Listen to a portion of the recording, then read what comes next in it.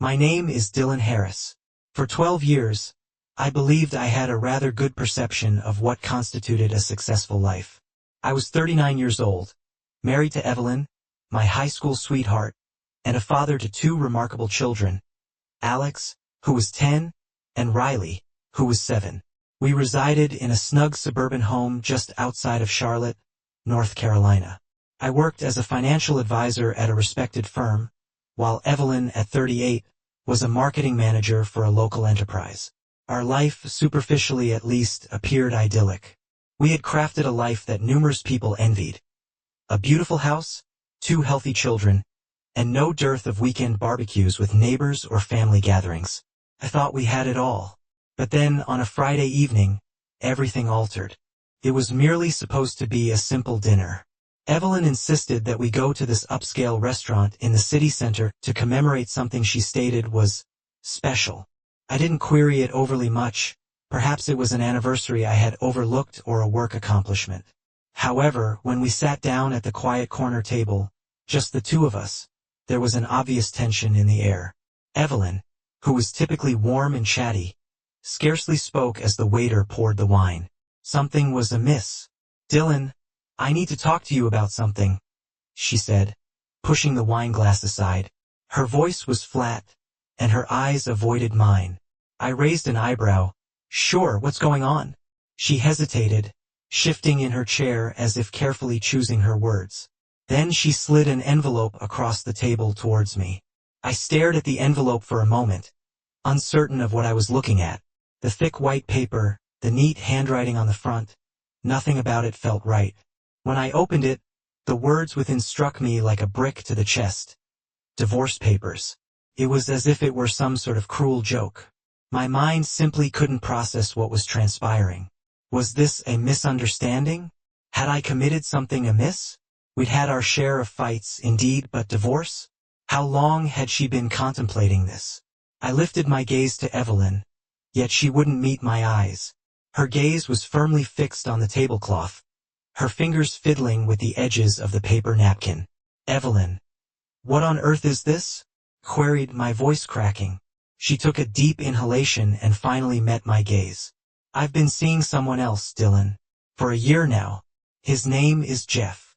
I could sense my chest constricting as I struggled to swallow. Jeff. That name struck me like a forceful punch. Jeff was someone I knew, someone from our past. We used to hang out in college. He was the charming one, always a bit too eager to showcase how successful he was. He wasn't the sort of guy you'd bring home to meet your parents, but Evelyn had always been a bit too kind-hearted, a bit too trusting. "A year," I murmured, my voice scarcely audible. "How long have you been planning this?" I don't know," she said, her voice faltering. "It just happened. I never intended for it to progress this far." I felt my face flush with a blend of anger and disbelief. "You don't accidentally fall in love with someone for a year, Evelyn. How could you keep this from me?" She closed her eyes for a moment, evidently striving to hold herself together. "It wasn't supposed to happen this way. I never wanted to hurt you. All I could think about was how everything I had constructed, everything I had strived for, was being torn apart by the one individual I trusted the most." My mind was racing, attempting to piece together how we had arrived at this juncture. I had been so preoccupied with work, with providing for the family, with ensuring everything appeared flawless on social media, that I had overlooked the indications. The late evenings, the texts, the distance that had progressively widened between us. All those instances I had dismissed as insignificant. "I don't desire this, Dylan," Evelyn stated, her voice quivering. "I wish to be with Jeff. I apologize." I yearned to shout. I wanted to fling the papers in her face and demand to know how long this had been ongoing. But I refrained. Instead, I sat there in stunned silence, gazing at the woman with whom I had spent so many years, the woman who had just ripped my heart out with precisely the thing she had sworn she would never do. "I don't know what to say to you at present," I finally managed. "I simply don't." The remainder of the dinner passed in a haze. I don't even recollect what we ate. The sole thing I could ponder was the void in my chest where my family had once resided. The days subsequent to Evelyn's bombshell were a blur. I scarcely remember the drive home that night, my hands clutching the steering wheel so firmly that my knuckles turned white. I wasn't sure what enraged me more. The fact that she had betrayed me for over a year, or that she had done it with someone I knew. It wasn't merely about the affair. It was the years we had spent building a life together. A life I now recognized she had been quietly dismantling in the background. The trust one had bestowed upon her was shattered, and I felt as though I had nothing left. The kids were asleep when I arrived home, and the house was strangely silent. Evelyn had already packed some of her belongings, clothes, her personal items. It seemed as if she had anticipated this moment, prepared for it in some manner, and the cold emptiness of the house only exacerbated the situation. I retired to bed that night in a stupor, not even bothering to switch on the lights. It felt like I was in a dream from which I couldn't awaken, a nightmare that wouldn't end. The next few days were consumed by a haze of legal paperwork, numerous phone calls with a lawyer, and countless conversations with Evelyn. It felt as if she had transformed into a complete stranger, someone I could scarcely recognize. Our communication was minimal, and only pertained to the logistics of the divorce or matters related to the children. The emotional chasm between us had widened to such an extent that even the simplest exchanges seemed to erode the last remnants of what once was a beautiful relationship. One afternoon, she said quietly, almost pleadingly, "Dylan, I just desire for this to end." I retorted sharply, attempting to rein in my temper. "Oh, you want this to end? What about the past 12 years, Evelyn? What about all that we have built? You can't simply walk away from that. You don't have the right to decide when this is over."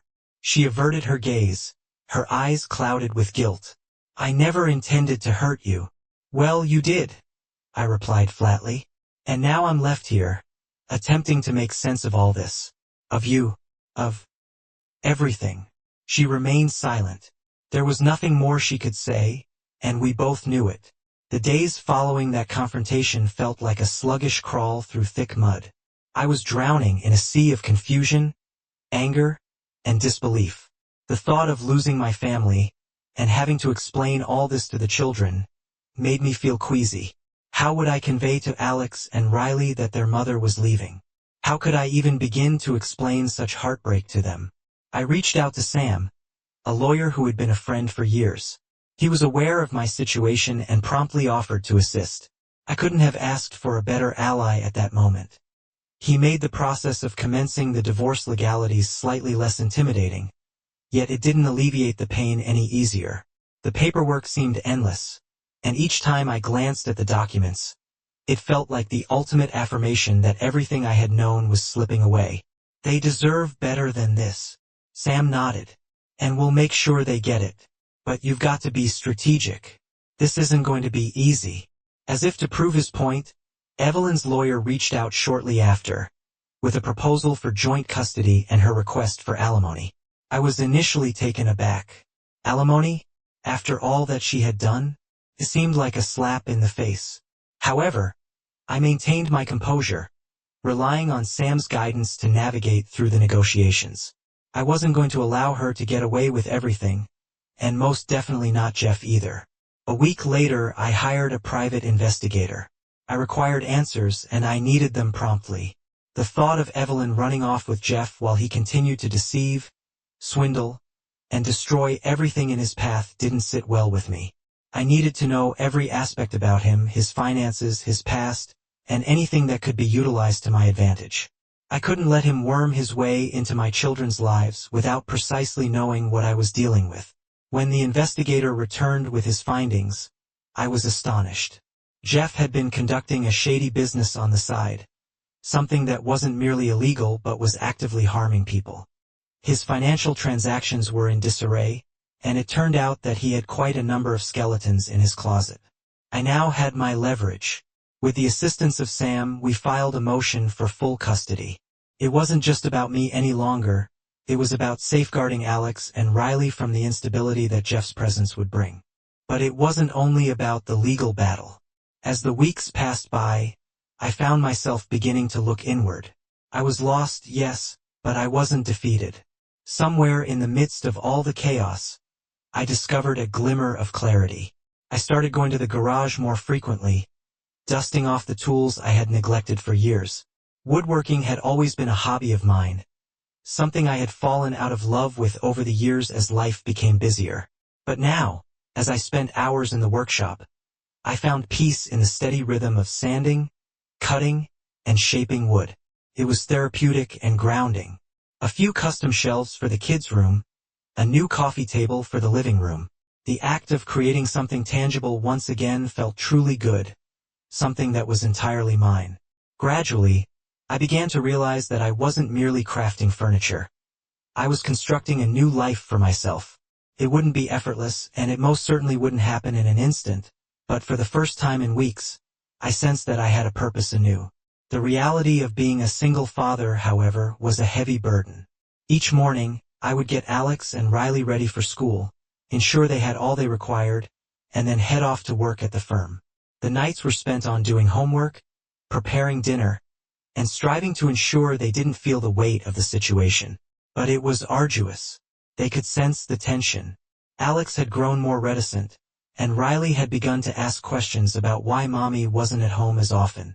I could see the confusion in their eyes, and it broke my heart every single time.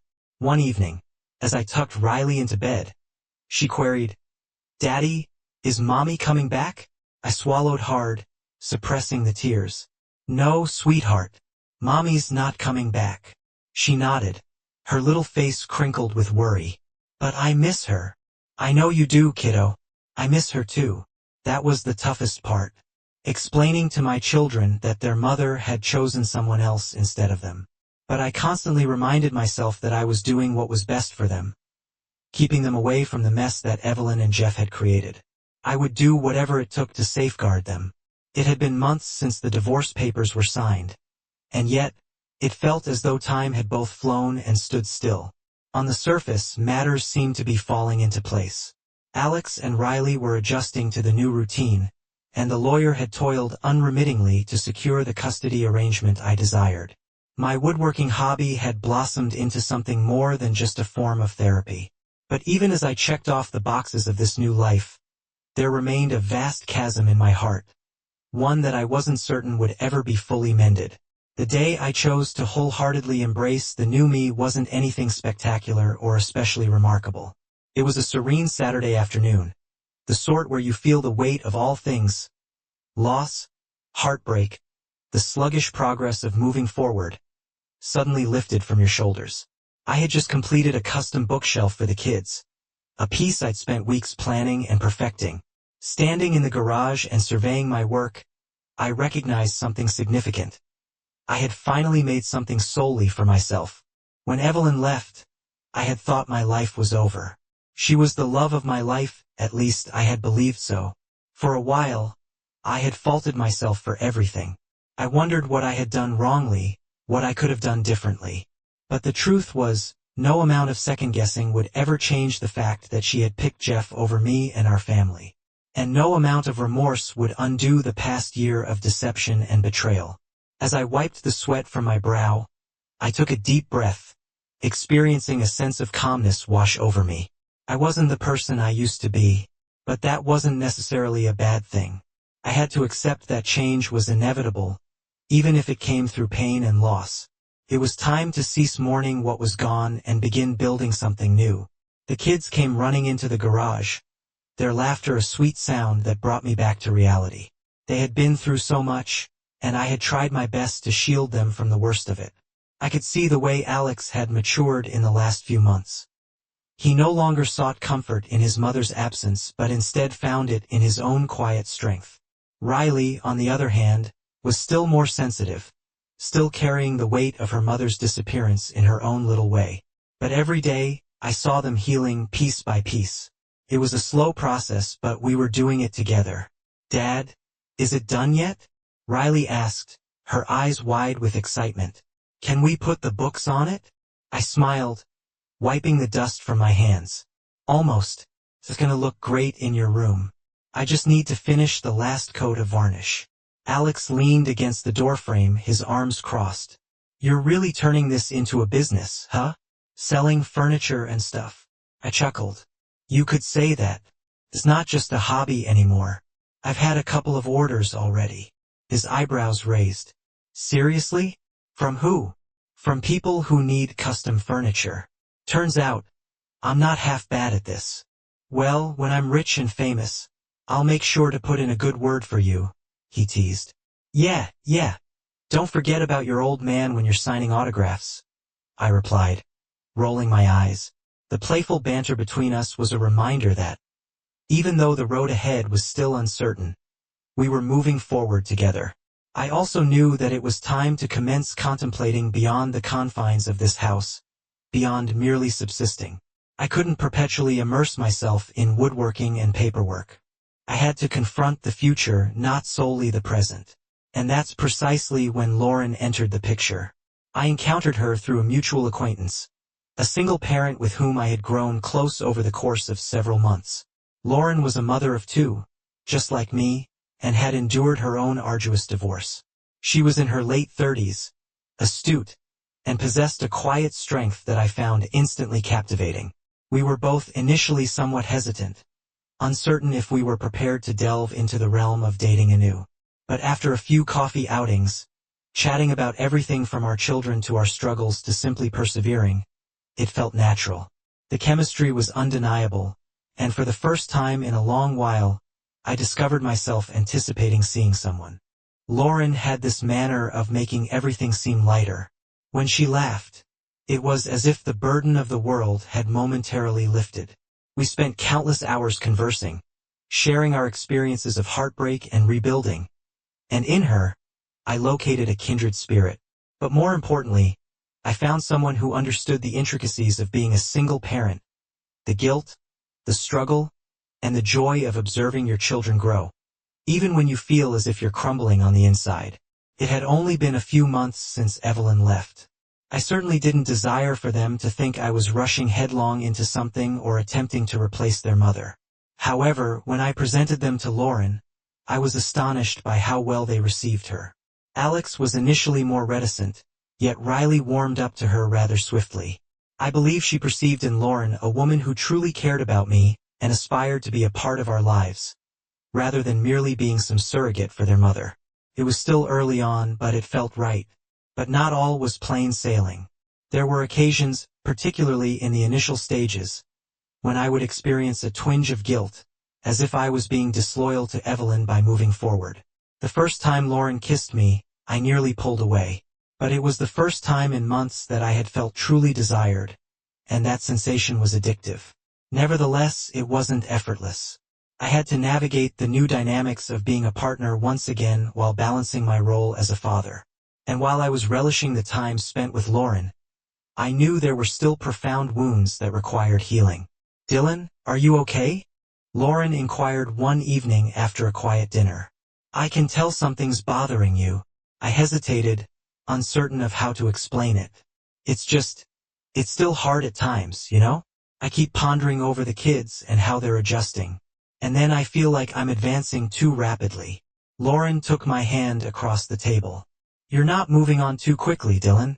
You're healing. And so are they. It's okay to live again." I gazed at her, her gentle smile making me feel as if perhaps, just perhaps, I wasn't as fractured as I had thought. Maybe, just maybe, I could commence rebuilding what I had believed had been lost forever. When Evelyn showed up at the house one weekend to pick up the kids, she endeavored to make small talk, as though all was ordinary. But this situation was anything but normal. Not in the slightest. "Dylan, I'm glad to see you're doing well," she said, her voice hesitant. I gazed at her, my arms folded. "Really? You're glad?" She paused. "I didn't anticipate you'd be so okay with everything. I thought you'd crumble." "Well, I didn't," I retorted flatly. "You made your choice. Now, I'm making mine." Her eyes flickered with something that nearly resembled regret, but she promptly masked it. "I don't want things to be awkward between us, Dylan." "Too late for that," I shot back, my voice hardening. "You've made your bed, Evelyn. Now you can lie in it." Her face flushed, yet she didn't dispute. She picked up the kids and departed, and I stood there, the weight of the conversation gradually sinking in. I had ultimately reached the point where I was no longer looking back. There was no more second-guessing, no more wondering if I could have mended things. I had accepted the truth. It was over. And in a strange, quiet manner that was liberating. A few months after the dust had settled, I was starting to experience a sense of equilibrium in my life. The anger and confusion that had clouded my thoughts were progressively replaced with a quiet determination. I was getting adept at this new version of myself, the one that didn't rely on Evelyn for emotional affirmation or the comfort of a family unit that no longer existed. My kids were faring better, and I was beginning to feel comfortable in my own skin once again. But there was still something lacking. I couldn't precisely put my finger on it. I had friends, I had a new business I was growing, my woodworking was taking off, and I even had a couple of custom orders lined up. I'd also begun dating Lauren, though it was still nascent and fragile. She made me laugh and she was effortless to talk to, but there was still a part of me that was holding back. I wasn't certain if I was ready to fully open up again, to give someone else a chance to hurt me. But with Lauren, it didn't feel as if I was moving too quickly. Felt natural. The chemistry between us was undeniable, yet I could tell she wasn't in a hurry to rush things either. It was a Thursday afternoon when I received a call from Sam, my lawyer. I hadn't heard from him for a while, and the urgency in his tone quite startled me. "Dylan, I need you to come down to my office. There's something crucial we have to discuss." The solemnity of his voice immediately put me on edge. I wasted no time. I informed the kids I'd return shortly and then drove to Sam's office, attempting to mentally prepare myself for whatever he was about to disclose. When I entered, I could tell at once that this was more than just about custody or financial settlements. Sam's typically laid-back attitude had been replaced by something more intense. He motioned for me to sit. "Dylan," he began, leaning forward in his chair, "I've got some disturbing news. It concerns Jeff." I felt my stomach constrict. Jeff had mostly been out of the picture since the divorce, which was fine by me. I hadn't given him much thought, aside from the occasional moment of justifiable anger when I recalled how he'd swooped in and taken my place in my marriage. I never expected him to resurface in any significant manner.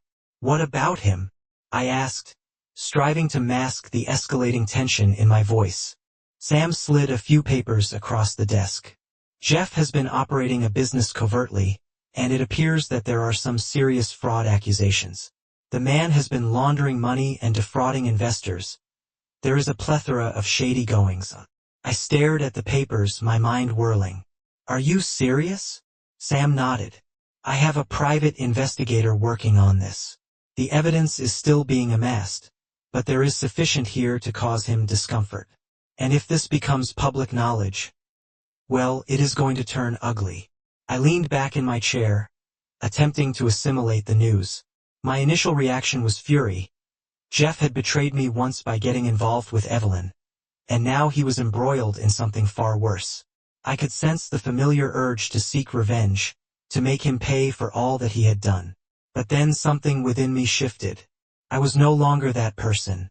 I was not the guy who would lash out at every slight or injustice. I had no interest in engaging in games or getting entangled in petty vengeance. No, I had more significant priorities now, my children, my business, and my future. But this was an opportunity to ensure that Jeff would be unable to harm anyone else, particularly not my children. "What should I do with this information?" queried Sam, a bit more focused now.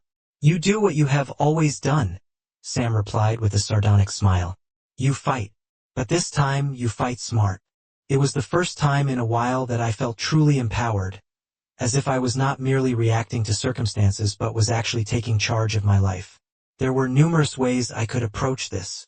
I could expose Jeff's fraud, go public, and let the consequences fall where they may. But I knew I needed to be strategic. If I played my cards correctly, I could leverage this situation to not only safeguard my own interests but also guarantee that Jeff could not get away with harming anyone else. This was undoubtedly one of those instances. However, for the first time in a while, I had a sense that I was competent to handle whatever ensued. In the following few weeks, I commenced delving deeper into Jeff's business transactions. I dedicated hours to researching, meeting with Sam and the private investigator, and gradually piecing together the fragments of the enigma. The more I unearthed, the more incensed I grew. It wasn't merely the fraud that perturbed me.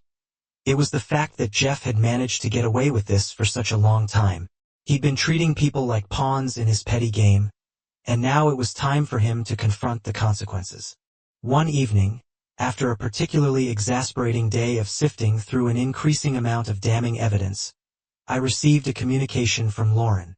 She had been patient with me throughout all this, comprehending that I was embroiled in legal matters and the fallout from the divorce. But she had also begun to sense my remoteness. I hadn't been as emotionally accessible as I ought to have been, and she wasn't hesitant to call me out on it. "Dylan," the message read, "I think you need to discuss this. It's been weeks, and I don't even know what's going on in your head. Are we in this together or not?" The candor of her message struck me harder than I anticipated. She was correct. I had been withholding not only with her, but with everyone. I'd been so focused on safeguarding my family and combating against Jeff that I had lost sight of the relationships in my life that truly mattered. Lauren merited more than my half-hearted attention. She deserved someone who was fully committed, someone who wasn't constantly burdened by his past.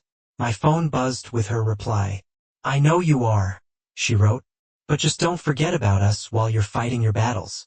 You're not in this alone."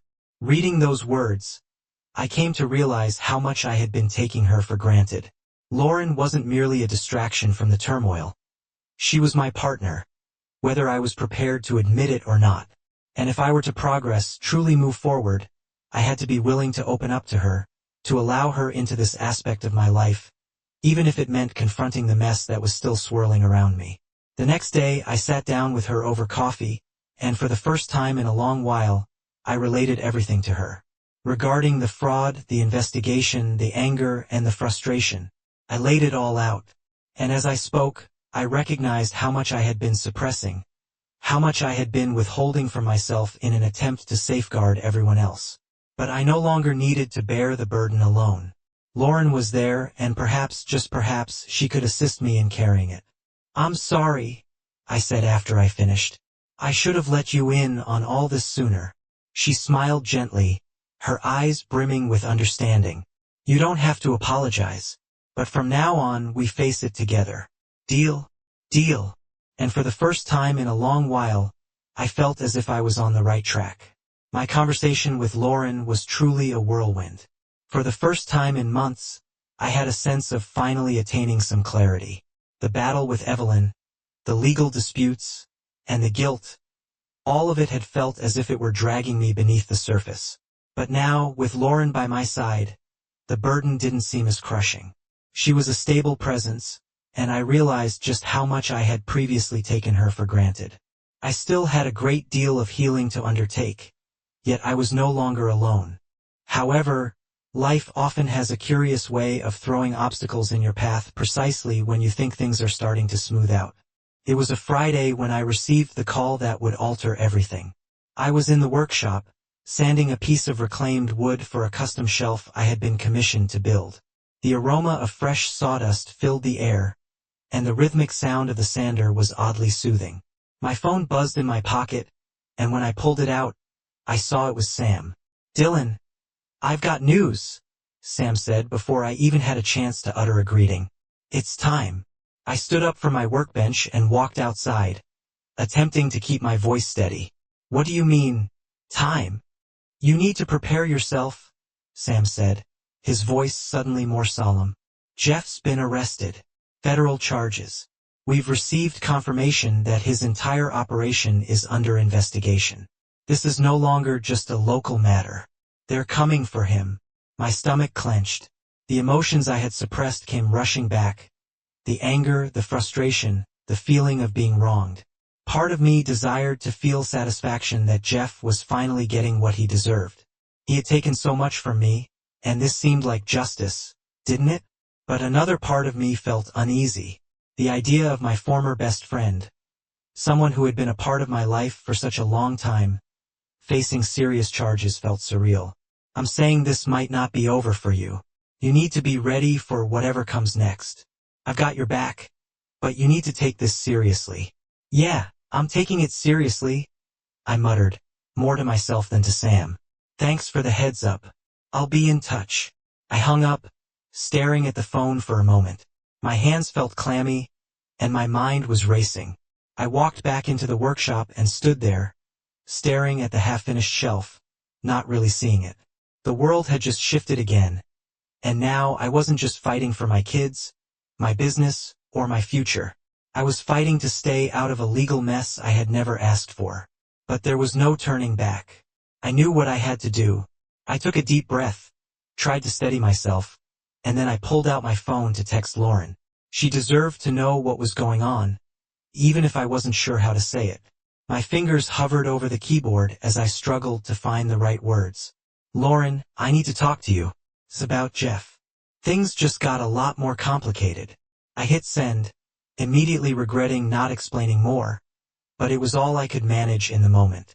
I knew Lauren would want details and she'd want them soon, but for now I needed a moment to process.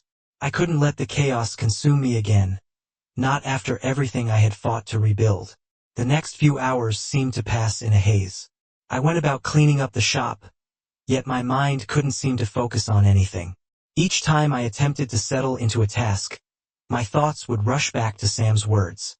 Federal charges. Jeff was going down and I was somehow implicated in it. My entire business, my relationship with Lauren, and my kids. I simply couldn't afford for any of it to crumble because of what Jeff had done. Later that evening, Lauren called. I'm here. Tell me everything, she said, her voice calm yet resolute. She was a practical woman, and I truly appreciated that. I knew I could be myself around her, and that included showing her when I was scared or uncertain. This wasn't just about me anymore. It was about us both. I sat on the couch, my hands clasped tightly. Sam called. Jeff's been arrested. Federal charges. It's more serious than we thought, Lauren. She was silent for a moment, taking in the news. Then she spoke, her voice softer but filled with concern. What does that mean for you, Dylan? Are you in danger? I don't know, I admitted. Sam said they might come after me too. There's a lot of money involved. I had no idea what Jeff was doing. Heck, I didn't even know he had the ability to do something like this. Dylan, she said firmly, you've been through enough. You don't need this weighing on you. No matter what happens, you don't have to face it alone. I swallowed hard. I could hear the sincerity in her voice, and it made me realize just how much I had underestimated her in the past. I hadn't been completely open with her about all that had transpired. I had tried to shield her from it all, not realizing that she was more than capable of handling the truth. My voice heavy with frustration, I said, I'm attempting to focus on the kids, the business, and keeping everything advancing. Yet now I'm embroiled in this turmoil. You do what you've always done, Dylan, Lauren stated. You confront it directly. You're strong. You've reconstructed your life once. You can do it again. And you don't have to do it by yourself. Her words sliced through the tension in my chest. I had been so intent on handling everything on my own, convinced that I couldn't afford to rely on anyone. But Lauren was correct. I didn't have to do it alone. She was here, and she was offering me the sort of support I had never anticipated finding again. I smiled slightly, experiencing a small sense of alleviation. Thanks, Lauren. I truly mean it. I don't know what I would do without you. You'll never have to discover, she replied, her voice brimming with warmth. We're in this together. And in that moment, I knew she was right. No matter what came next, I wasn't facing it alone. We were a team now. And if there was one thing I had learned during the past few months, it was that I was stronger than I had ever known, and I was prepared to fight for everything I had rebuilt, commencing with the future I was now building with her. The next chapter of my life was about to commence, and this time, I wasn't going to let fear or uncertainty hold me back. The reckoning had arrived, but so had the strength to confront it.